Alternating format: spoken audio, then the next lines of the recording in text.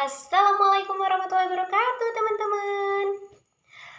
Di mata kuliah yang sama yaitu mata kuliah pengolahan pendidikan yang diampu oleh Dr. Muhammad Kristiawan MPD, hari ini Elza akan menjelaskan tentang materi manajemen pendidik dan peserta didik. Oke teman-teman, sebelum memulai materi, kenalan dulu yuk sama Elza. Nama saya Elza Agustenza Putri. Kalian bisa memanggil saya Elza dengan NPM A1G0222107 dari kelas 1A Prodi Pendidikan Guru Sekolah Dasar. Langsung aja nih materinya. Manajemen pendidik teman-teman. Kalian tahu nggak nih sih apa manajemen pendidik? Kemarin kita pernah belajar nih manajemen pendidikan. Sekarang manajemen pendidik. Sebenarnya apa sih bedanya? Penasaran kan? Ayo kita simak. Manajemen pendidik merupakan suatu kegiatan merencanakan, mengelola, dan mengorganisasikan, mengkomunikasikan sumber daya pendidikan atau pendidik agar dapat berjalan atau melaksanakan tugas dan tanggung jawabnya secara efektif dan efisien dengan maksud tercapainya tujuan pembelajaran dan tujuan pendidikan sebagaimana yang diharapkan. Tugas pendidik menurut Undang-Undang Nomor 20 Tahun 2003 adalah tugas pendidik yaitu merencanakan dan melaksanakan proses pembelajaran, menilai hasil pembelajaran, melakukan pembimbingan dan pelatihan, serta melakukan penelitian dan pengabdian kepada masyarakat, terutama bagi pendidik pada perguruan tinggi. Nah, setelah itu teman-teman, kewajiban pendidik dalam Undang-Undang Nomor 20 Tahun 2003 antara lain yang pertama, menciptakan suasana pendidikan yang bermakna, menyenangkan, kreatif, dinamis, dan dialogis. Yang kedua, mempunyai komitmen secara profesional untuk meningkatkan mutu pendidikan.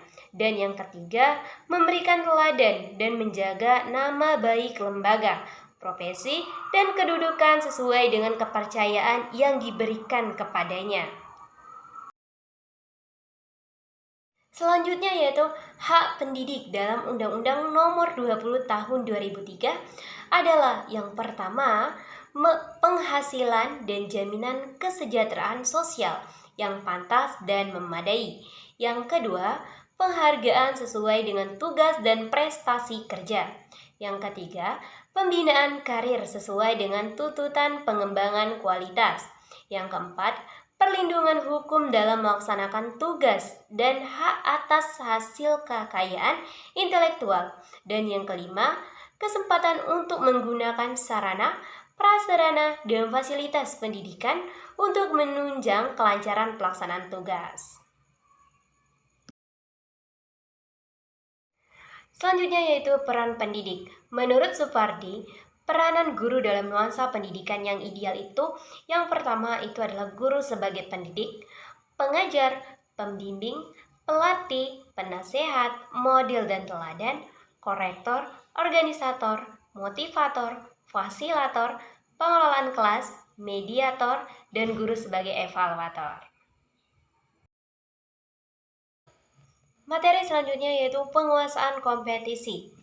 Nah, menurut Supardi, penguasaan kompetensi pendidik, seorang pendidik harus menguasai sejumlah kompetensi-kompetensi, baik kompetensi yang sifatnya sangat mendasar maupun kompetensi yang sifatnya tuntutan dan pengembangan dari profesi keguruan.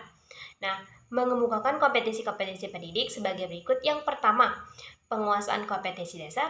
Yang kedua, penguasaan kompetensi pedagogi, kepribadian sosial, dan profesional. Materi selanjutnya yaitu rekrutmen dan seleksi guru dan staf. Ada dua nih teman-teman. Yang pertama, kriteria dasar seleksi. Yang kedua, yaitu cara dan metode seleksi. Nah, kriteria dasar seleksi ini meliputi rasional, ilmiah, objektif, berpedoman pada laporan analisis pekerjaan dan rencana, efisiensi dan efektif, memperhatikan peraturan dan ketentuan yang berlaku, dilakukan secara objektif dan jujur, dan yang ke-8 dilakukan dengan profesional. Cara dan metode seleksi ini meliputi seleksi persyaratan administrasi, seleksi pengetahuan umum, seleksi psikologi, seleksi wawancara, dan seleksi referensi.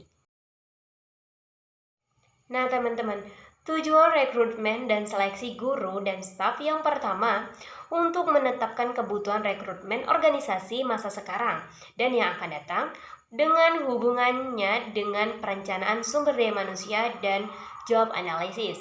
Yang kedua, untuk meningkatkan sejumlah calon pelamar kerja dengan biaya minimum. Yang ketiga, untuk membantu meningkatkan angka keberhasilan dari proses seleksi dengan menurunkan sejumlah pelamar kerja yang bermutu rendah atau bermutu terlalu tinggi dengan jelas. Yang keempat, untuk membantu menurunkan kemungkinan pelamar kerja yang setelah direkrut dan diseleksi akan hengkang dari sekolah. Yang kelima, untuk memenuhi tanggung jawab organisasi bagi program, tindak persetujuan, dan hukum lain serta kewajiban sosial. Nah, yang keenam, untuk mengawali identifikasi dan menyiapkan pelamar kerja potensial yang akan menjadi calon pegawai yang sesuai. Dan yang ketujuh, untuk meningkatkan keefektifan organisasi dan individu yang mengevaluasi keefektifan teknik dan pencarian rekrutmen yang beragam dari semua jenis pelamar kerja. Materi selanjutnya yaitu manajemen peserta didik. Menurut Knežević 1961, manajemen peserta didik atau Pupil Personnel Administration merupakan suatu layanan yang memusatkan perhatian pada pengaturan, pengawasan, dan layanan siswa di kelas dan di luar kelas, seperti pengenalan, pendaftaran, layanan individu, seperti pengembangan keseluruhan kemampuan, minat, dan kebutuhan sampai ia matang di sekolah.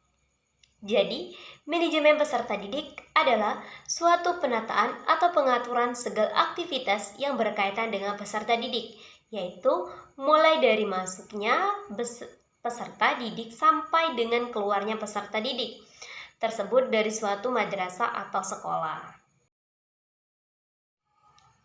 Yang kedua yaitu langkah-langkah perencanaan peserta didik. Menurut Asmendry, langkah-langkah perencanaan peserta didik yaitu yang pertama forecasting, yaitu membuat perkiraan dengan mengantisipasi ke depan. Perkiraan tersebut didasarkan atas faktor organisasi pendidikan baik yang bersifat kondisional maupun situasional. Yang kedua, objectives, merupakan perumusan tujuan. Yang ketiga yaitu policy. Kebijakan di sini berarti mengidentifikasi berbagai macam jenis kegiatan yang diperhitungkan untuk dapat mencapai tujuan. Yang keempat, programming merupakan seleksi atas kegiatan-kegiatan yang sudah dirumuskan pada langkah policy. Yang kelima yaitu procedure, merupakan merumuskan langkah-langkah secara berurut. Yang keenam yaitu schedule, merupakan penjadwalan terhadap kegiatan-kegiatan yang sudah diprioritaskan sebagaimana pada langkah-langkah programming. Yang ketujuh yaitu budgeting, merupakan anggaran atau pembiayaan. Materi selanjutnya yaitu kebijakan penerimaan peserta didik baru. Kebijakan operasional penerimaan peserta didik baru memuat aturan mengenai jumlah peserta didik yang dapat diterima di suatu sekolah. Kebijakan penerimaan peserta didik baru dibuat berdasarkan petunjuk-petunjuk yang diberikan oleh Dinas Pendidikan Kabupaten atau Kota. Yang keempat yaitu sistem penerimaan peserta didik baru. Ada dua macam sistem yang digunakan dalam penerimaan peserta didik baru, yaitu yang pertama itu ada sistem promosi, yang kedua itu ada sistem seleksi. Yang kelima yaitu kriteria penerimaan peserta didik baru. Kriteria adalah patokan-patokan yang menentukan bisa atau tidaknya seseorang untuk diterima sebagai peserta didik.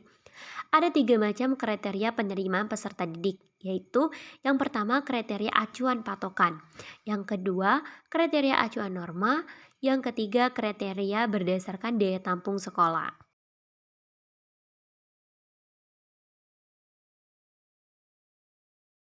Materi yang keenam yaitu rekrutmen peserta didik. Menurut Asmendry, rekrutmen peserta didik merupakan proses pencarian dan menentukan peserta didik yang nantinya akan menjadi peserta didik di sekolah yang bersangkutan. Prosedur perekrutan peserta didik menurut Asmendri antara lain yang pertama, pembentukan panitia penerimaan. Yang kedua, rapat penerimaan peserta didik baru. Yang ketiga, pembuatan, pengiriman, dan pemasangan pengumuman. Yang keempat, pendaftaran peserta didik baru. Yang kelima, seleksi peserta didik baru.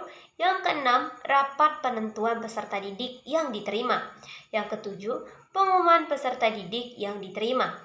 Yang kedelapan, pendaftaran ulang peserta didik baru yang diterima. Yang ketujuh yaitu orientasi peserta didik. Orientasi sendiri teman-teman merupakan perkenalan situasi dan kondisi sekolah yang diberikan kepada peserta didik. Situasi dan kondisi tersebut meliputi lingkungan fisik dan lingkungan sosial di sekolah. Lingkungan fisik sekolah meliputi jalan menuju sekolah, halaman sekolah, tempat olahraga, gedung, dan perlengkapan sekolah, serta fasilitas-fasilitas lainnya yang disediakan oleh lembaga yang bersangkutan. Nah, lingkungan sosial sekolah meliputi kepala sekolah, guru-guru, tenaga tata usaha, teman sebaya, kakak kelas, peraturan dan tata tertib sekolah, layanan peserta didik, serta kegiatan dan organisasi kesiswaan yang ada pada lembaga. Materi selanjutnya yaitu tujuan dan fungsi orientasi peserta didik. Nah, menurut Asmendri, tujuan dan fungsi orientasi peserta didik yang pertama itu adalah tujuan orientasi. Nah, tujuan orientasi meliputi yang pertama, agar peserta didik lebih mengenal dekat mengenai dirinya sendiri di tengah-tengah lingkungan yang baru. Yang kedua, agar peserta didik mengenal lingkungan sekolah, baik lingkungan fisik maupun lingkungan sosialnya. Yang ketiga, pengenalan lingkungan sekolah yang demikian sangat penting bagi peserta didik dalam hubungannya dengan cara sebagai berikut. Yang pertama, pemanfaatan semaksimal mungkin terhadap layanan yang dapat diberikan oleh sekolah. Yang kedua yaitu sosialisasi diri dan pengembangan diri secara optimal. Yang keempat yaitu menyiapkan peserta didik secara fisik dan mental agar siap menghadapi lingkungan baru di sekolah. Yang kelima, peserta didik dapat mengerti dan menaati segala peraturan yang berlaku di sekolah. Yang ke B yaitu fungsi orientasi. Nah, menurut Asmendri meliputi yang pertama, bagi peserta didik sendiri, orientasi berfungsi sebagai yang pertama, wahana untuk menyatakan dirinya dalam konteks keseluruhan lingkungan sosial. Yang kedua, wahana untuk mengenal siapa lingkungan barunya sehingga dapat dijadikan sebagai pedoman dalam menentukan sikap. Yang kedua yaitu bagi personalia sekolah dan tenaga kependidikan dengan mengetahui siapa peserta didik barunya akan dapat dijadikan sebagai titik tolak dalam memberikan layanan yang mereka butuhkan. Yang ketiga, bagi peserta didik senior, dengan adanya orientasi ini akan mengetahui lebih dalam peserta didik penerusannya di sekolah tersebut. Oke, cukup sekian materi pembahasan saya hari ini.